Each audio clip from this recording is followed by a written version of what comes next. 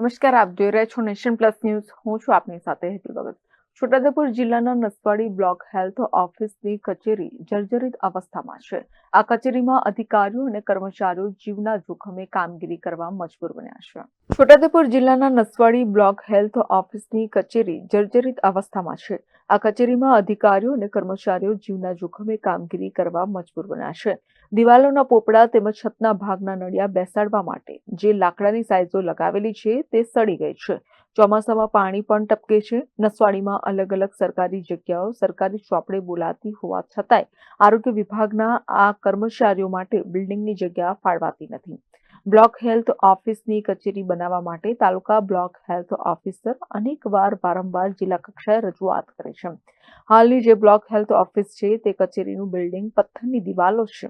તેના પથ્થરો ઉખડી રહ્યા છે અને દિવાલથી છૂટા પડી રહ્યા છે. બિલ્ડિંગ છે તાલુકા કચેરીની ઓફિસ એ ઘણા સમયથી જર્જરિત છે અને ચોમાસામાં પાણી પડે છે અને ગમે ત્યારે પડવાની શક્યતા છે. તો ઝડપથી નવી બિલ્ડિંગ બને એ માટે જરૂરી છે. સાહેબ, આના માટે માંગણી કોઈ જમીન માટે કરવામાં આવી હતી કે શું છે પરિસ્થિતિ?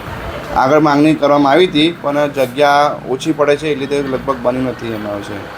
સાહેબ, અહીંયા આ પોપડા તમારી માથા પર જ પડેલા છે, તૂટી ગયું તો તમે કેવી રીતના ફરજ બજાવો છો?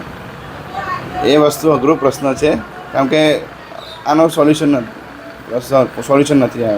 લોકોના જીવની ચિંતા તમે કરો છો, તમારા જીવની ચિંતા કેવી? આમ ડર જેવું લાગે? ડર તો લાગે જ છે. અહીંયા જે નોકરી કરવાનો ડર તો લાગે જ છે. હા, દિવાલમાં ચોમાસામાં પાણી પડે છે બધું બહુ. અને આ કર્મચારીઓ ઓટલા પર બેસી કામ કરે, બેસવાની જગ્યા તો તાલુકા ઓફિસ કચેરી માટે જે હોવી જે નથી મળી આ લોકોને. આ બ્લોક હેલ્થ ઓફિસ સામૂહિક આરોગ્ય કેન્દ્રમાં કેમ્પસમાં છે. ગમે ત્યારે ધરાશયી થાય ત્યારે મોટી દુર્ઘટના સર્જાઈ શકે તેમ છે. Rehan Patel, Nation Plus news, Chhota Udepur.